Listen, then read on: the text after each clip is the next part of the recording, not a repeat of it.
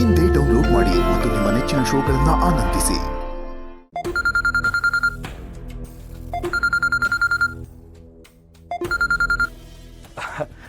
ಮಾವ ಓಡ್ತಾ ಇದ್ದೀವಿ ಮಾವ.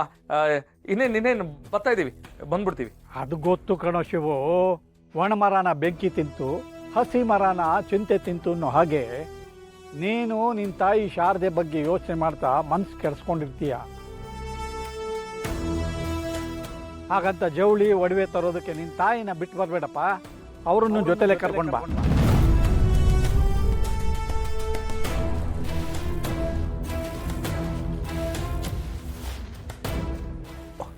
ಮಾವ, ಈ ಮಾತನ್ನ ನೀವು ಹೇಳ್ತಿದ್ದೀರಾ?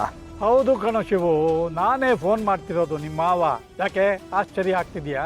ಫೋನ್ನ ಸ್ವಲ್ಪ ಲೌಡ್ ಸ್ಪೀಕರ್ಗೆ ಆಗ್ತೇನೆ ಮಾವ.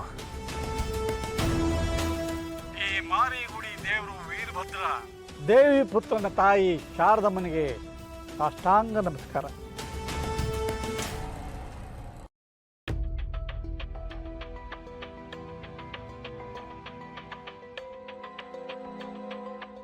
ಒಲ್ಲದ ಮನಸ್ಸಲ್ಲಿ ಇಲ್ಲದು ಹುಟ್ಟುತ್ತೆ ಅಂತಾರೆ, ಆದರೆ ನಾನಂಥವನಲ್ಲ. ಒಡವೆ ಬಟ್ಟೆ ತರೋದಕ್ಕೆ ನಾನು ಶಿವುಗೆ ಕರೆದೆ. ಪರಶುವು ನನ್ನ ಹತ್ರ ಬಂದ, ನೀನೇನೋ ಕರೆದೆ. ಆದರೆ ನನ್ನ ಅತ್ತೆ, ಅದೇ ಶಿವು ತಾಯಿ, ಅವ್ರನ್ನ ಕರೀಲೇ ಇಲ್ವಲ್ಲ. ಒಂದ್ಸತಿ ಫೋನ್ ಮಾಡಿ ನೀನೇ ಕರೆದ್ಬಿಡಪ್ಪ ಅಂತ ಹೇಳಿದೆ. ಅದಕ್ಕೋಸ್ಕರನೇ ನಾನೇ ಫೋನ್ ಮಾಡಿದೆ.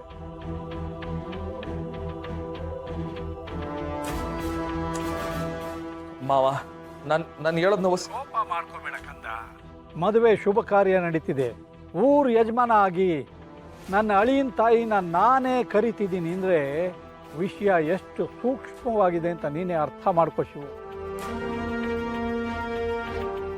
ಇಲ್ಲ ಅನ್ಬೇಡಪ್ಪ, ದಯವಿಟ್ಟು ಒಪ್ಕೊ. ನಿನ್ನ ತಾಯಿ ಅಂತ ನೀನು ಒಪ್ಕೋಬೇಡ. ಜವಳಿ ಒಡವೆ ತರೋದಕ್ಕೆ ಜೊತೆಲಿ ಕರ್ಕೊಂಡು ಬರೋದಕ್ಕೆ ಮಾತ್ರ ಒಪ್ಕೊ. ನಾನು ಈ ವಿಷಯದ ಬಗ್ಗೆ 100 ಸಾರ್ತಿ ಯೋಚನೆ ಮಾಡಿದ್ದೀನಿ ಕಣು. ಎಲ್ಲಿ ನಿನ್ನ ಮನಸ್ಸಿಗೆ ಬೇಜಾರು ಮಾಡಿಕೊಂಡು ಈ ಮದುವೆ ಬೇಡ ಅಂದ್ಬಿಡ್ತೀಯೋ ಅಂತ ಭಯ ಆಗ್ತೆ ಕಣು. ಅಯ್ಯೋ ಮಕ್ಕಳವ, ಬಿಡ್ತು ನಿಮ್ಮವ. ಅಲ್ಲ ಮಾವ, ಇದನ್ನೆಲ್ಲ ನಾನು ನೋಡಿಬೇಕಿರೋ ಮಾತುಗಳು ನೀವು ಹೇಳ್ತಿದ್ದೀರಾ. ಮಾವ, ಪ್ರತಿ ಕ್ಷಣನೂ ನನ್ನ ರತ್ನನ ಮದುವೆ ಯಾವಾಗ ಆಯ್ತದೋ, ಅವ್ರು ಸಣ್ಣಾಗಿ ಬದುಕ್ತಾಳೆ ಅನ್ನೋ ಕನಸು ಯಾವಾಗಲೂ ಕಾಣ್ತಾ ಇರ್ತೀನಿ. ಮಾವ, ಇನ್ನೊಂದು, ನಾನು ನಿಮ್ಮ ಮಾತು ಕೇಳ್ಕೊಂಡೇ ಬೆಳೆದೀನಿ. ನಿಮ್ಮ ಮಾತನ್ನ ನಾನು ಯಾವತ್ತೂ ಮೀರಕ್ಕಾಗಕ್ಕಿಲ್ಲ ಮಾವ. ಆಗಲಿ, ನಾನು ಕರ್ಕೊಬರ್ತೀನಿ.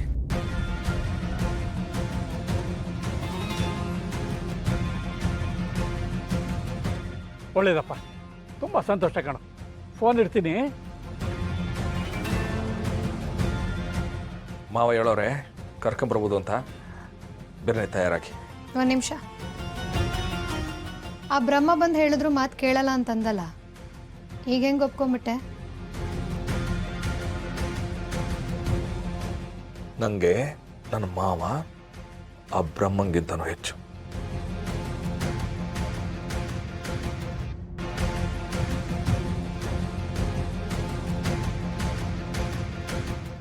ನಮ್ಮ ಮನೆ ದೀಪ